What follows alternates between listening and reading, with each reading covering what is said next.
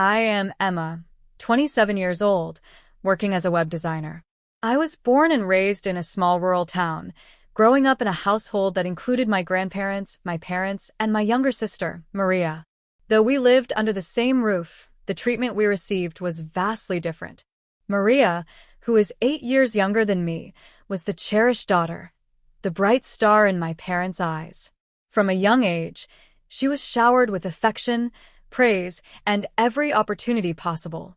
Her needs, wants, and whims always came first. My parents never hesitated to support her interests, making sure she had everything she needed to succeed. Meanwhile, I was often pushed to the background, treated like an afterthought rather than an equal part of the family. On Maria's birthdays, she received expensive gifts, new clothes, gadgets, and even small celebrations. My birthday, however, fell close to Christmas, so it was always combined with a holiday. While my sister unwrapped multiple presents on her special day, I usually received just one, often something practical like study materials or books. My parents saw no reason to make a fuss over me. When Maria started playing soccer, my parents attended every practice and game, cheering her on from the sidelines, beaming with pride. I, too, had a passion for sports and joined the tennis club in middle school. But even on the day of my final match before graduation, they couldn't be bothered to come. They had to drive Maria somewhere instead. That day, as I stood on the court, looking into the crowd for a familiar face and finding none, I realized how invisible I was to them. Despite everything, I tried to push forward. The unfair treatment stung, but I told myself I had to be strong. There were nights I wanted to cry, nights when I lay awake wondering why I wasn't good enough. But the person who saw me, even when my parents didn't, was Maria. She was the only one who spoke up whenever our parents compared us. "It's not like that," she would say. "Emma is amazing. She's great at studying and teaching. She can do anything." And after my last tennis match, when I was feeling defeated, she came up to me, smiled, and handed me a small bouquet of wildflowers she had picked at the park. "Good job," she whispered. It was a small gesture, but at that moment, it meant everything. Even our grandparents saw the favoritism. They often tried to defend me, urging my parents to treat me better, to acknowledge my efforts and struggles. But their words rarely made a difference. And then, before anything could change, my grandmother, the one person who truly fought for me, passed away. I learned early on that life isn't always fair. No matter how hard I worked, I would never be Maria in my parents' eyes. But despite their disappointment in me, I've built a life for myself. I may not have gone to a prestigious university like my sister, but I carved out my own path, relying on my skills, determination, and resilience. And now, standing where I am today, I realize something important. My worth isn't defined by their approval. It never was. After graduating from high school, life took an even more difficult turn. Not long after, my grandfather passed away, leaving behind a heavy silence in our home. His absence was deeply felt, especially by me, as he was one of the few people who truly saw me. Through it all, my younger sister, Maria, continued to support me. She stood by my side even when our parents dismissed me, but my mother didn't like that. It seemed she couldn't bear the thought of Maria siding with me, and before long, my mother's harsh words, once directed only at me, were now thrown at Maria as well. "If you're always going to defend your sister, you might as well stand outside too." It was the dead of winter when my mother started using threats like this. The snow piled up outside, and the cold seeped into every corner of our home. I couldn't bear to see Maria being dragged into the same mistreatment I had endured for years. So I made a difficult decision. "You don't have to take my side anymore," I told her. I didn't want her to suffer because of me. I wanted her to have the love and support that had always been denied to me. Eventually, Maria stopped standing up for me. With our parents' full support, she focused on her studies and sports, seemingly enjoying a life that I had never been allowed to have. Meanwhile, things at home only got worse. My parents, burdened by back-to-back funerals and financial struggles, broke the news to me one evening. "We don't have any savings. College isn't an option for you." It felt like a punch to the gut. I had dreamed of studying design at university. I had imagined myself walking across a college campus, learning from experienced professors, and developing the skills that would shape my future. But that dream was crushed in an instant. With no other choice, I started working right after high school.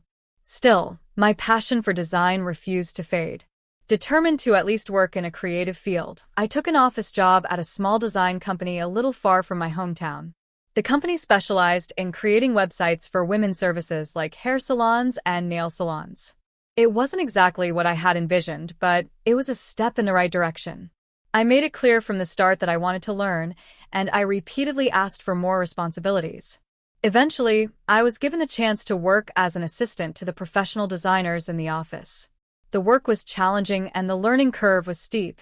There were times when I struggled to keep up, but rather than discouraging me, it fueled my determination. Every day, my goal of becoming a web designer grew stronger. Studying became my lifeline, and I threw myself into it completely. Going back home only meant facing more disappointment and criticism from my parents, so I avoided it as much as possible. Instead, I spent my free time immersing myself in design. On weekends and holidays, I took online courses, steadily improving my software skills. I practiced relentlessly, pushing myself to get better. Eventually, my dedication paid off. I was finally welcomed as a member of the design team. My passion and hard work became evident to my colleagues, and the senior designers in the company began to recognize my potential. They introduced me to valuable resources, shared industry insights, and even connected me with professionals in the field. For years after starting my job, I was trusted with my own projects, working as a full-fledged web designer. Now, 9 years have passed since I graduated from high school. I have built a successful career doing something I love, something I was once told I could never do. I may not have had the same opportunities as my sister. I may not have had the encouragement and praise of my parents. But I created my own path, one step at a time. And in the end, that's what truly matters. One day, I got the news that my sister, Maria, was going to take the university entrance exams. To my surprise, she was aiming for a top medical school in a big city. Maria had always been a hard worker and kept excellent grades, so it seemed almost certain that she would get in. Thinking back to our childhood and how she had always supported me, I felt the urge to do the same for her. I wanted to help in any way I could. A few months later, she got accepted into her first-choice medical school. I was truly happy for her and congratulated her with all my heart. Maria, congratulations. You worked so hard for this. I really admire you. She looked a little embarrassed but smiled and thanked me. Then, she hesitated for a moment before bringing up something that was worrying her. There's a small issue. Since it's a private medical school, there's a suggested donation. It's not required, but Mom and Dad are worried that if they don't contribute, people will think we're poor. But just paying for tuition and living expenses is already a big burden, so I don't know what to do. Maria told me she planned to cover her living expenses by working part-time jobs. But I knew how hard medical school was. Studying would take up most of her time, and working too much could make it difficult for her to keep up with her classes. I wanted to help, but the truth was, we couldn't afford the donation. My father had an office job, and my mother only worked 3 days a week. The cost of a private medical school was already a huge financial strain on our family. What surprised me the most was that instead of asking me directly, my parents had sent Maria to talk to me about the money. Even though I was frustrated by their actions, I didn't want my sister to struggle. So, in the end, I agreed to help pay for the donation and the other entrance fees. With that, Maria moved into an apartment near her university and started her new life as a medical student. Her place wasn't too far from mine, so I thought she could rely on me whenever she needed help. But as time passed, she became more and more distant. Maybe she was just busy with her studies, but her messages to me were short and cold. Even though Maria had become distant, I still got messages from her now and then. But they were never warm or friendly. I want to eat this. I need this. Please buy it for me. She never asked our parents for these things, only me. And each time, I arranged them for her, wanting to support her however I could. Sometimes we met up for meals, but even then, she barely spoke to me. She was always glued to her phone, scrolling or typing, barely acknowledging my presence. If I tried to start a conversation, her response was always the same. Studying is hard. Her cold attitude confused me.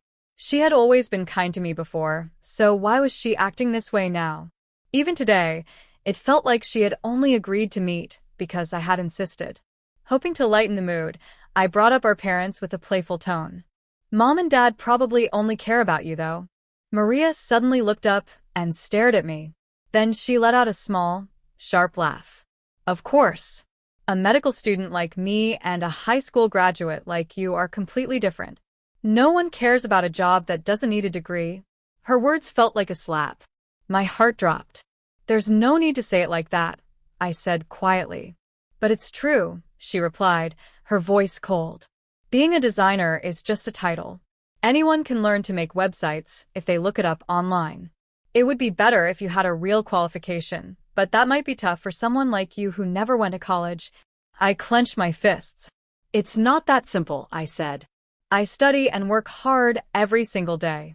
You don't even know what I do, so why say something like that? Maria clicked her tongue in annoyance and looked away. Mom and Dad always say that I'm going to a top university and have a bright future, while you didn't even go to college. You're a disappointment, she said bluntly. Then she sighed. I'm only meeting you because they told me to. They said, even though Emma is a failure, make sure she doesn't fall even lower. You, the future doctor, should look after her. Her words cut deep. Our parents had compared us our whole lives. Maria was always the smart, responsible, and talented daughter. I was the clumsy, stupid, and useless one. Hearing those words again after all these years, I felt like I couldn't breathe. My head spun, and all I could do was bow my head and endure it. Maria saw my reaction and must have thought I was crying. She gave a small smile and said, I'm going home now. Then she left without another word. Since moving out and living on her own, Maria had changed completely. Surrounded by brilliant people she had never met back home, she now fully believed in all the praise our parents showered on her. If you hear something every day, it's hard not to believe it. And for years, our parents had told her, Maria is a genius. She will become a top-class doctor. They repeated it over and over, and it became the truth in her mind. But those words always carried something else, an unspoken insult toward me.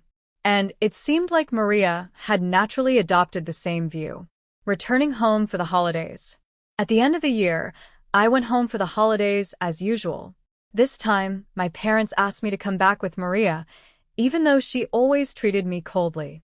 So, we traveled home together. Maria had been extremely busy with her studies and practical training. Since starting university, she hadn't returned home once. Because of that, when we arrived, my parents completely ignored me and focused all their attention on her. The moment we walked in, I saw a table full of treats, steak, pizza, and all her favorite foods. It was a welcome party, just for her.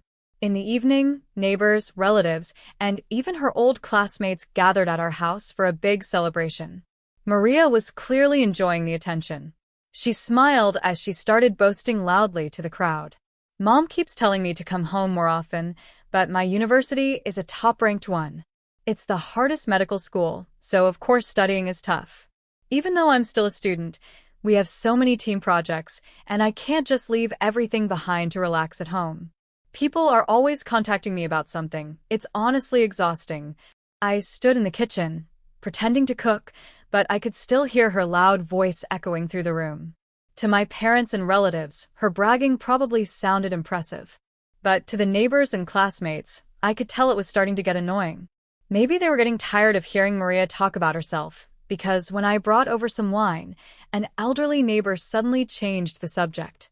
Emma, aren't you working in design? He asked kindly. But before I could answer, my parents and Maria quickly cut in, speaking over me in unison. Oh, you don't need to ask about her, my mother said dismissively. She's trying, but really, she couldn't even go to college. She's a total disappointment, completely different from her sister. I looked around the room. Many of the people there hadn't gone to college either. Some were parents with young children, Others had been working since high school, just like me. Yet, instead of speaking up, everyone stayed quiet. They didn't want to ruin the atmosphere of the party. Only my parents and Maria remained completely unaware of how uncomfortable their words had made everyone feel. And as I stood there, the same painful words I had heard my whole life echoed in my mind once again. The breaking point. I felt awkward and just wanted to leave without saying anything. But before I could go, Maria suddenly stopped me. "You still come home a lot, don't you, Emma?" she said, smirking. "I'm doing great in university, so I don't feel embarrassed. Maybe you can act so bold because you don't think about anything." Then she burst out laughing, and our parents joined in. "If you say things like that, it's going to hurt her." "How pitiful," my mother added, still laughing. The moment I heard those words, anger burned inside me. "I guess it's better if I don't come back next year," I said, forcing out the words. Some relatives and neighbors looked at me with concern, but no one spoke up. I quietly set down the tray I was holding and went to get my coat and bag. Maria and my parents watched me as I got ready to leave. I took a deep breath and looked at them one last time. I understand how everyone feels. I won't come back to this house anymore. I felt nothing toward them anymore. No sadness, no regret, just pure anger. And as I walked out, the three of them waved cheerfully. "Don't come back again." Even as I walked toward the station, I had to fight to keep my emotions under control. A decision to cut ties. Going home had always been difficult for me. When I was younger, I used my dream of becoming a web designer as an excuse to keep my distance from my parents. But as I grew older and became more stable in my career, I found it harder to completely cut ties with them. Maria was still a university student. She was young, and maybe she didn't understand how hard it was to work and survive in society. Still, I couldn't excuse her behavior. Our parents had always done things their own way, but their favoritism toward Maria never changed. They continued to praise her as a genius while looking down on me. That night, I finally realized something. If I truly valued my work and my life, I couldn't keep this relationship going, not even with my own parents. Maria's words, her attitude, and the way my parents treated me, it all made my decision clear. I was done with them. That was the moment I decided to cut ties with my family. An unexpected call. Months passed after I made that decision. Then, out of nowhere, I got a phone call from Maria. At first, I ignored it, but she kept calling and sending messages, insisting that I pick up. Since I hadn't blocked her, I reluctantly answered. The first thing she said shocked me. "Did you pay my tuition properly?" Her voice was slow, but had a sense of urgency.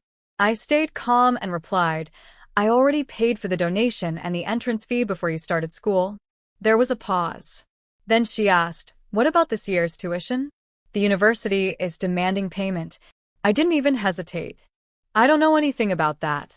Even over the phone, I could tell that Maria was speechless. And she had every reason to be. I had already drained my savings once to give her a large amount of money. But that was in the past. I wasn't going to do it again. A one-sided relationship. I had already paid for Maria's entrance fee, donation, and the first year of tuition.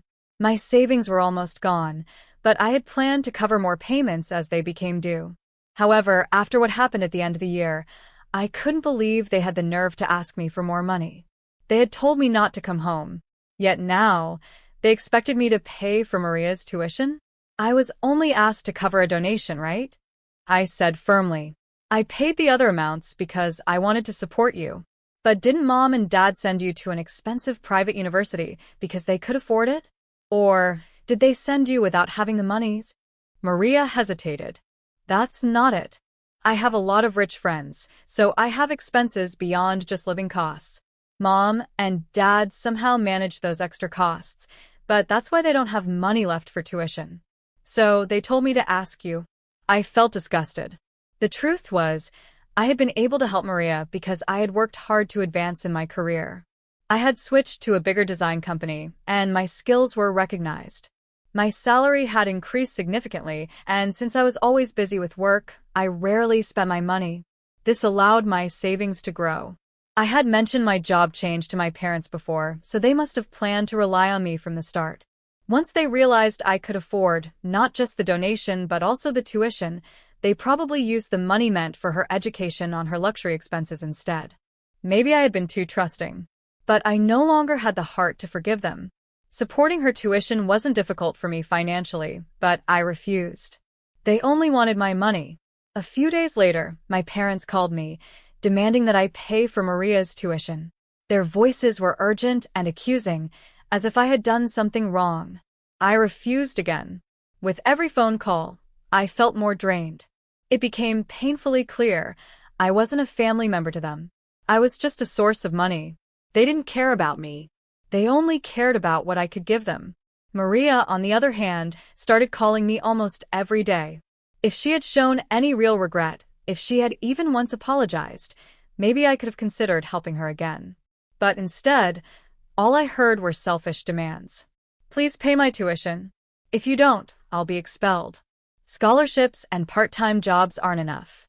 It would be a waste if a promising student like me had to leave school, right? I'll pay you back when I start working, so please help me as family. Her voicemails were filled with nothing but entitlement. There were even ridiculous messages like, if you're upset because mom and dad told you not to come home, I can try to convince them to change their minds, as if I would trade my dignity for their fake acceptance. Moving on from the past, I saved Maria's messages in a separate file and deleted everything else from my phone. After that, I sent her one last message and then blocked her number. Just because someone is family doesn't mean they can treat you badly. No one wants to be looked down on or used. And with that, I completely cut off communication with my family. As spring arrived, I felt a sense of freedom I had never known before. Maria's downfall. Later, I heard from a relative that Maria had somehow managed to pay for her second year of tuition using scholarships and loans from family members. But since she no longer had financial support for her living expenses, she had to start working part-time. However, balancing work with the intense study schedule of medical school was harder than she expected. The pressure of exams and practical training became overwhelming, and after struggling for months, she started failing her classes. 7 months later, she had to drop out of university. For years, I had not only paid her tuition but also sent money home. But after I cut ties, all financial support stopped. With no money left and no backup plan, Maria had no choice but to return home. Even though she had always been a top student, transferring to another university was impossible without money. But instead of working locally or trying to fix her situation, she shut herself in her room, spending all day playing video games and venting her stress by lashing out at night.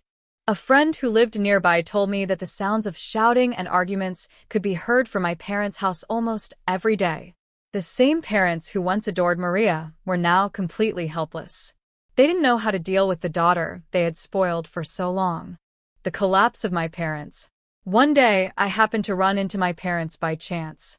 They looked completely drained, exhausted from everything that had happened. Even the neighbors, perhaps feeling awkward about the situation, hardly spoke to them anymore. Then something even worse happened. Maybe it was the stress, or maybe it was just his true nature, but my father caused a serious incident on his way to work. While on the train, he groped a woman standing next to him. Other passengers caught him in the act, and he was taken away by the police. Fortunately for him, a settlement was reached, and he avoided criminal charges. But the damage was done. His co-workers found out, and the shame of the incident forced him to resign. With my father unemployed, my mother had to start working. But since she had only ever worked part-time before, finding a stable job that paid well was nearly impossible. No more second chances. At times, my parents tried to contact me through relatives. But their messages were always the same, selfish demands, expecting me to help them again. Eventually, even our relatives grew tired of their attitude. We'll handle things here. Don't worry about them, they told me before completely cutting off contact on my behalf. And just like that, I had finally severed all ties with my family. For the first time in my life, I could live peacefully, without the weight of my past holding me down. Moving forward while they fall apart, I heard that things at my old home had only gotten worse. My sister Maria was still a recluse, locked away in her room all day. My father, now unemployed, had gained a bad reputation in the neighborhood. Rumors spread quickly, and people avoided them even more than before. As for my mother, frustrated with everything, she had disappeared. No one knew where she went, and no one could contact her. Now, with no one left to rely on, my father and Maria were barely surviving. Neither of them worked, and from what I was told, their living situation was almost like homelessness. If they had treated their neighbors with even a little kindness in the past, maybe someone would have stepped in to help. But after all the things they had done, no one was willing to support them. A future of my own. Meanwhile, my life was completely different. I was successfully building my career as a designer. I had recently been chosen for a major project, one that would make my name known in the industry. It was a huge opportunity, and it gave me even more motivation to push forward. For a long time, I had wanted to go to university, but circumstances had never allowed it. Now, with stable savings and my current project wrapping up, I finally had the chance. I decided to take the entrance exams. Not only that, but I also planned to study business management. In the future, I wanted to start my own company and work independently.